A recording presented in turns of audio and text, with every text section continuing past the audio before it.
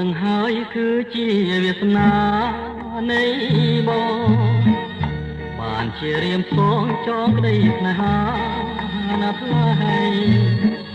សូមអូនមេត្តារក្សាឲ្យនៅមានន័យលួងត្រាយើងខ្សែជីវិតបងរូបអូននឹងហើយគឺព្រំលិខិតចាមករៀមខំស្វែងរកទើមកជួបខាងទូផង